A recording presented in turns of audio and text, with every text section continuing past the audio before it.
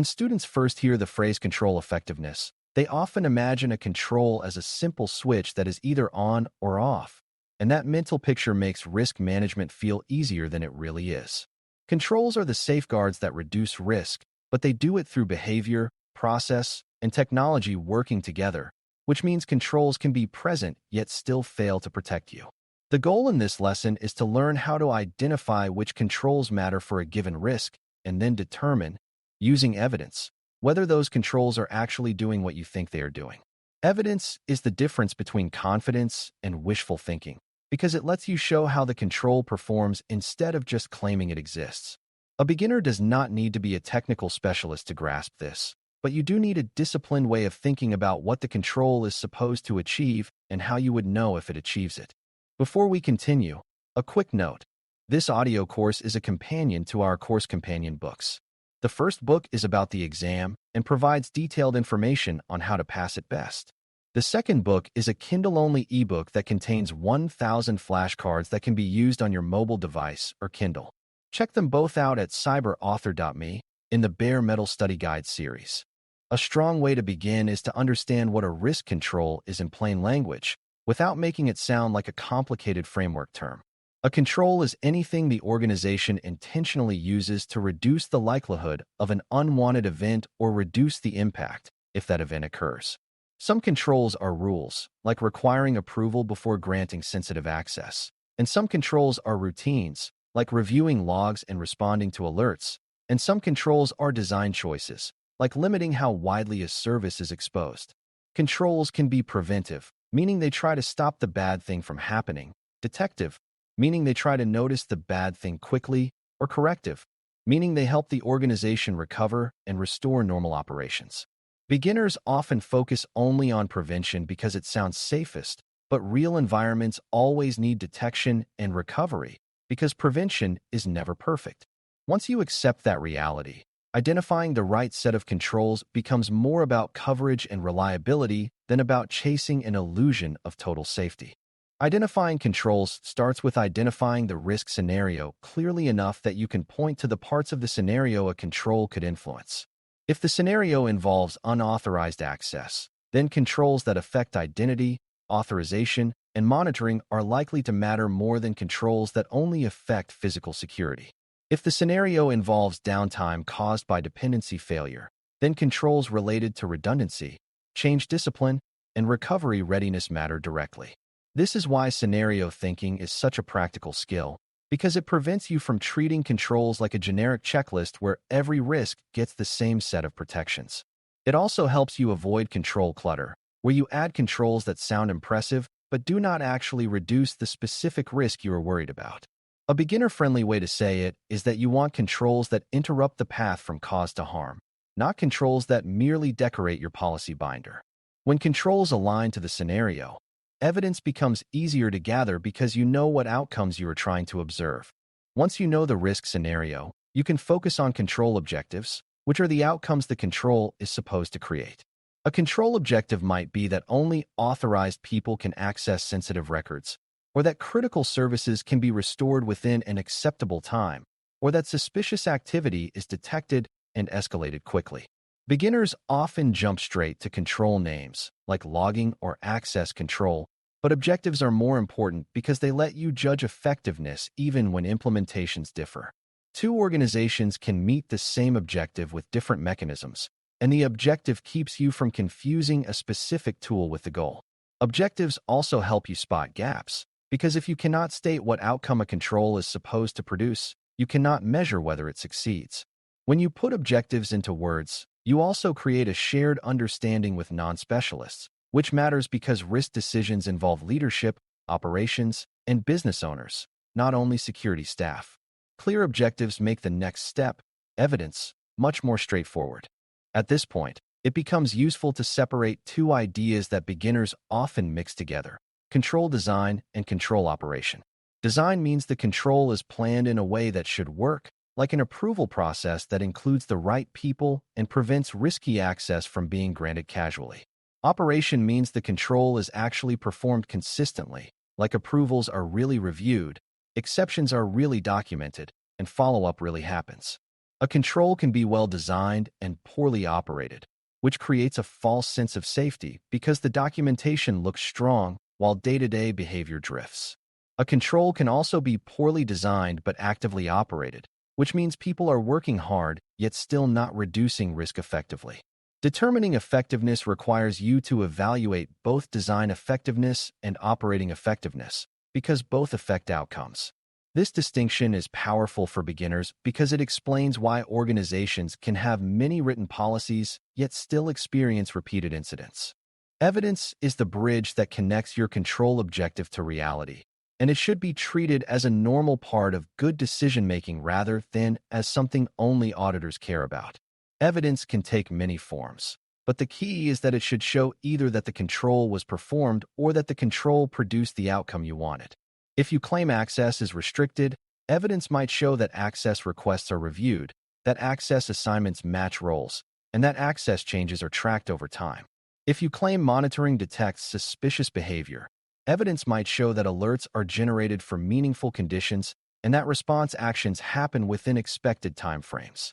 If you claim recovery is reliable, evidence might show that restorations are validated and that recovery performance meets the organization's tolerance for downtime.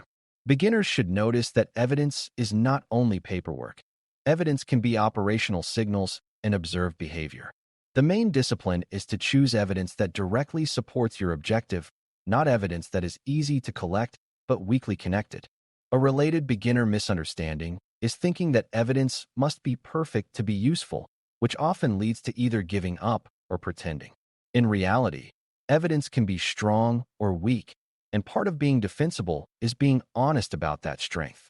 Strong evidence is timely, relevant to the control objective, and difficult to fake accidentally, like records of completed reviews, validated recovery outcomes, or repeated consistent performance over time. Weak evidence is vague, outdated, or disconnected from outcomes, like a policy statement with no sign that anyone follows it. If you build a habit of grading evidence quality mentally, you will start to see why some control claims are trustworthy and others are mostly hopes. You will also see why controls that depend on manual effort often need additional support, because manual processes tend to drift when people are stressed or short-staffed. Evidence lets you replace arguments with observations, which is how risk management becomes calmer and more constructive.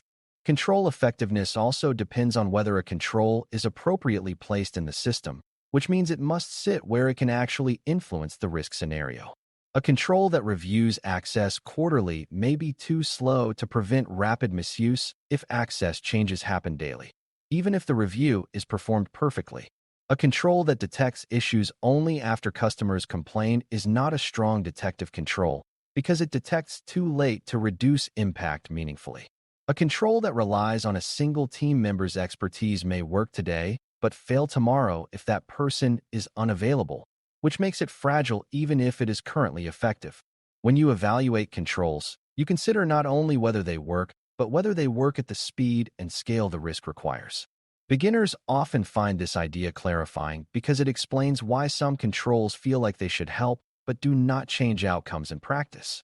A control must meet the rhythm of the environment, not the rhythm of a quarterly meeting. Another essential part of identifying controls is making sure you are not double-counting the same protection or assuming coverage that does not exist. Organizations often have controls that overlap, which can be good if they provide defense in depth, but overlap can also create confusion about responsibility. For example, two teams might believe the other team is monitoring a critical signal, resulting in nobody truly owning the detection outcome. Evidence can reveal this problem because when you ask for proof of performance, you discover gaps in who does what and when. Evidence can also reveal that two controls are redundant without adding resilience, such as two review steps that both use the same flawed input data. Beginners should learn that more controls do not automatically mean better protection, especially if controls are not coordinated and not measured. Effective control sets are those that cover key scenarios, have clear ownership, and are operated consistently. Identifying control coverage with evidence helps you simplify wisely rather than piling on complexity. When you determine effectiveness, you should think about how the control behaves under stress, because incidents and failures rarely happen when everything is calm. A control that is followed only when workloads are light is not reliable, and reliability is a key part of effectiveness. This is why evidence over time matters more than a single example, because a single example can be an exception, while a pattern shows whether the control is truly part of the organization's behavior. It is also why you pay attention to how exceptions are handled, because exceptions are the moments when controls are most likely to be bypassed. A well-managed exception process can preserve effectiveness by ensuring that deviations are approved, time-bound, and monitored, rather than informal and permanent. Beginners should see that exceptions do not automatically mean failure, but unmanaged exceptions often mean the control is weaker than it appears. Evidence about exceptions is therefore part of evidence about effectiveness. It is also useful to connect control effectiveness to measurement, not because numbers are magical, but because measurement makes drift visible. Measurements do not have to be complex, but they should reflect the control objective, such as how quickly suspicious activity is detected, how consistently access reviews occur, or how reliably services recover within expected timeframes. The danger for beginners is confusing a measure of activity with a measure of outcome, because counting the number of alerts reviewed does not necessarily mean detection is effective if the alerts are low quality. A more outcome-focused mindset asks whether the measure indicates reduced likelihood or reduced impact, which is the real purpose of controls. Evidence and measurement work together because evidence supports the story that the control is operating and measurement supports the story that the control is achieving outcomes. When measurement shows decline, you have an early warning that effectiveness is degrading, and you can address it before harm occurs. This connection is what turns control management into ongoing improvement rather than periodic paperwork. Control effectiveness is also tied to accountability, because even a well-designed control can fail if nobody owns it in practice. Ownership means someone is responsible for ensuring the control is performed, maintained, and improved when it does not meet objectives. It also means someone can answer questions, produce evidence, and make decisions when changes threaten effectiveness. Beginners sometimes assume that if a control is automated, ownership is less important, but automation still requires oversight, tuning, and response. If a control produces signals, someone must decide what signals matter and what actions follow, or the control becomes noise.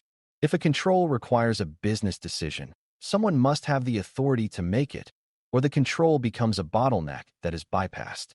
Evidence supports accountability because it makes it clear whether ownership is real or only implied. When ownership is clear, controls become more reliable, and reliability is one of the most practical meanings of effectiveness. As you build defensible results, you should also learn to explain control effectiveness in language that matches decision-making rather than technical detail. A defensible statement might explain that a control is present, that it is operating consistently based on evidence, and that it is achieving the intended outcome within defined tolerances. It might also explain limitations, such as parts of the environment not covered or evidence gaps that reduce confidence.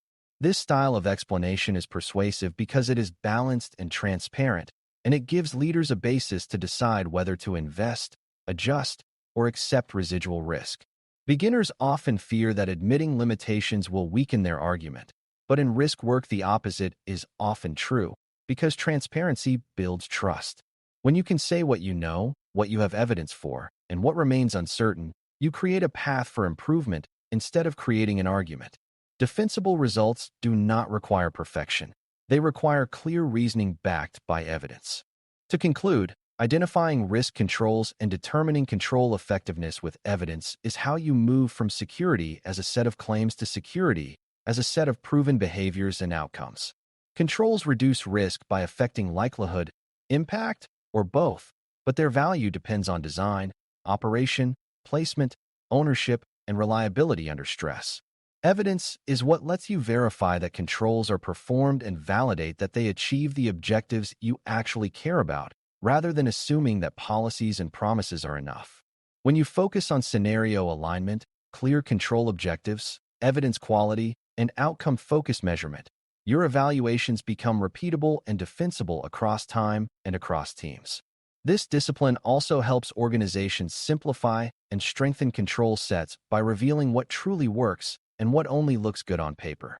If you can consistently connect a risk scenario to the controls that interrupt it, and then support your conclusions with evidence that shows performance and outcomes, you have built a core skill that supports every other part of risk management. Thanks for listening. For more audio courses, daily newsletters, and more, please visit DailyCyber.News.